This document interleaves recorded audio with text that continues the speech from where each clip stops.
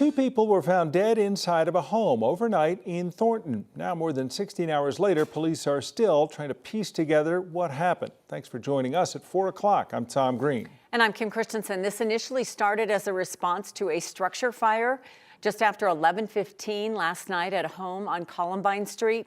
9 News reporter Rachel Krause joins us from Thornton. And Rachel, you spoke with neighbors who knew the people that lived there. Yeah, neighbors tell me that the couple who lived at the home that caught fire mostly kept to themselves, but they chat with folks as they walked their dogs around the neighborhood. They say they were nice but quiet. Still, neighbors here were shocked to learn that two people died at that home late last night. Here's what we know. A neighbor called 911 just after 11 o'clock last night after seeing an orange haze at her neighbor's house, realizing it was a fire.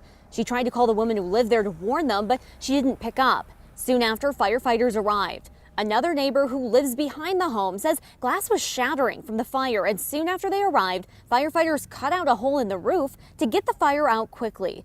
Inside, Thornton police say a 58-year-old woman and a 55-year-old man were found dead. Both had gunshot wounds. Police say they believe this fire was intentionally set.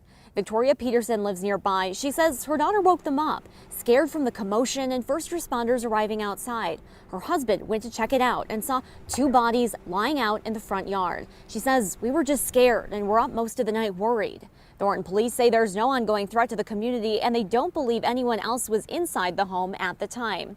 Now, throughout the day, we've seen fire investigators and police officers working to gather evidence at the scene. And just in the past 15 minutes, we've heard from Thornton police. They say that because of the fire, investigators will need to be out here for at least another day as they continue to process the scene out here. They say they are actively working to gather more evidence and more information about what happened here.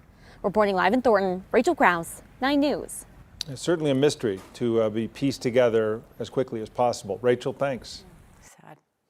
A search warrant for drug-related charges ended in 4 arrests at a home in Aurora. The Aurora SWAT team helped the North Metro Task Force serve a warrant on South Aurora Street off Buckley Road near Mexico Avenue.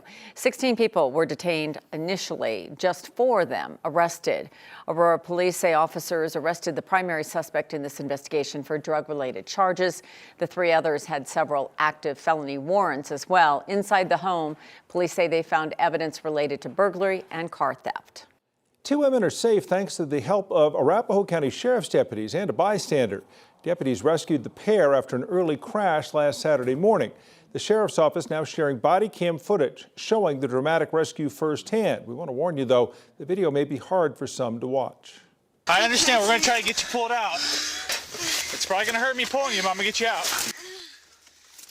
Office and Emergency SOS System flagged deputies about the crash somewhere on South Lima in Centennial. A witness told deputies he saw a car pass him at a high rate of speed and then fly off the road into a ditch.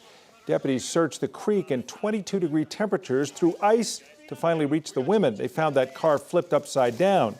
Investigators say the women suffered minor injuries. They were found to be intoxicated, and the driver was charged with DUI. As we look outside on this Thursday afternoon, another beautiful day outside. A lot of sun today. Temperatures got up above 60 today. So, Kathy, it's one of those days where you look out at those mountains, you think this is kind of nice. And it makes you think about maybe going skiing in shorts, right? You could. That's what a lot of people live to do at the end of the season. And I think we're kind of getting into March and April when, that actually sounds like a good idea, especially with the temperature trend that we're enjoying today. Outside with blue skies and light winds, temperatures have soared above average, low to mid 60s along the Front Range, and not a lot of wind, not a lot of cloud cover, just really quiet statewide today. These are the numbers: 63 in Denver, almost 70 in Lamar, with temperatures in the 40s and 50s at your favorite ski resorts in the high country. This time yesterday, temperatures were some 15 to 20 degrees cooler than the numbers we're enjoying this afternoon. This trend continues again tomorrow. Winds coming in out of the south, not a big feature today, but there are a couple of weather systems north and west that will be a feature in our longer range forecasting. But tonight, beautiful. 60s now, sunsets about 5:48, temperatures dip into the 40s. We have a quiet overnight period and possibly an even warmer day tomorrow. This above average temperature trend looks to continue through the weekend, and then we've got some mountain snow coming in for you weekend skiers, and maybe a little snow for Denver. Timing and impact of all of it with your extended forecast in detail. That's coming up. An update today on the case of two men found dead in a storm drain. Our Northern Newsroom reporter first brought you that story earlier this month. The two people were found in the Fort Collins underground pipe system February 3rd. Within the last hour, they were identified as 56-year-old Aaron Cole and 54-year-old Kelly Demings, both from Fort Collins. Today, the Larimer County Coroner's Office says their deaths were accidental from carbon monoxide poisoning. The executive director of the Greater Arkansas River Nature Association was found dead in his home in Colorado. The association confirmed Jason Marsden's death with a post on Facebook. Marsden lived in Salida. This afternoon, the Salida Police Department confirmed he died of natural causes. Before going to work for Garnet, Jason led the Matthew Shepard Foundation for more than a decade, fighting for equal rights for the LGBTQ community. He was 52. The Denver Auditor's Office says two strip clubs downtown owe their staff nearly $14 million in unpaid wages. The Auditor's Office says the Diamond Cabaret and Rick's Cabaret have, quote, violated nearly every applicable provision of the Denver minimum wage, and they're also accusing them of wage theft ordinances. The audit says more than 230 employees had their wages stolen. Other alleged violations include managers taking tips from workers. An attorney for both businesses has disputed the claims. We're going to hear from the Denver Labor Department coming up at 5 o'clock. And as of this morning, Del Taco is no longer operating in Colorado. The phone numbers are out of service and online ordering has been shut down, all as of this morning. Today we spotted these signs in the windows of the location at Colfax in Aurora. The notice confirming the closure of all Colorado locations effective today. 9 News has placed calls to the company trying to confirm what this means as far as job loss in our state. Del Taco had 19 locations across Colorado. The buzz is growing at the NFL Combine in Indianapolis. Today was the first day of actual workouts for position players. Yeah, a lot of the buzz today surrounded one of the biggest stars there, CU's own Travis Hunter.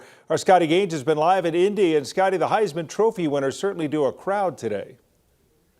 Yeah, he did. You know, it wasn't just buzz. It was an earthquake type of seismic reaction, really, for Travis Hunter, because I've been here for 2 years. By far, I want everybody to see this video, because there's a reason why Travis Hunter is so popular. It's because everybody wants to talk to him. They want to see what he can do. He's a unicorn, right? He plays two positions at once. But look at the lines, the rows, the sea of people trying to just ask him a simple question today. Having been here for the last 2 years, it's by far the most media members I've seen try to talk to one player at one specific time on their podium assignment, and we've learned that this is just only two other players can say that they've created that much of a buzz around here. That was Manti Te'o when he was worldwide famous, especially during the craziness that he went through, and former Broncos quarterback Tim Tebow. So it's that level of popularity. So we got to enjoy that today and hear from Travis Hunter. The biggest reason why everybody wants to talk to him and hear from him and is interested in him, well, he can tell you himself in a bunch of different ways. He's simply different. In the NFL, I got my own unique play style. I play both sides of the ball. Not that many people in the NFL have done it. They say nobody has ever done it for real the way I do it, but I tell them that I'm just different. I'm a different person. I mean, nobody have done it, but I feel like I put my body through a lot. I do a lot of treatment. People don't get to see that part, what I do to my body to make sure I'm 100% each game, but I feel like I can do it because nobody have done it, and I know I can do it. I did it at college level, which the game is, you know, we rarely get breaks, and it's a lot more breaks in the NFL. I don't know how many more breaks he's going to get in the NFL, considering when I watch a college game, I'm like, wow, this is the longest halftime, longest commercial breaks you could think of. The NFL is normally a little tighter on those moments, but you know what? I'd have to be a crazy, crazy person, Tom and Kim, to ever try to doubt Travis Hunter after seeing what we've seen for the last 2 years in Colorado and know what we're about to see at the next level at the NFL. Scotty, I think it's really important to look at all the teams that may take Travis Hunter and look at the differences they're in. Some of these coaches are very creative and would come up with a myriad of ways to choose Travis Hunter. Some might be more stuck in the mud and go, oh, you know, we'll put him out at corner and, you know, maybe we'll run him, you know, deep in a Hail Mary on offense. Yeah, well, I mean, just to focus on the #1 overall pick, because that would be the most fun, right? The Tennessee Titans. They need dudes. They need dudes on defense and on offense. Why not get one that can play both sides? We need dudes. That's their motto this year. Dudes. Yeah. Well, you know, I mean, we all still need to see him play in the NFL, but he's really been able, since the season ended, really get his flowers, if you will, Yeah, and Shedeur. enjoy the moment. Yeah. Shedeur still to come in Indy, and neither plan to work out much. But we're also going to talk about some other local guys as well, Scotty, when we see you and Mike Kliss a little later in the hour. Thanks for joining us. We'll see you in a bit.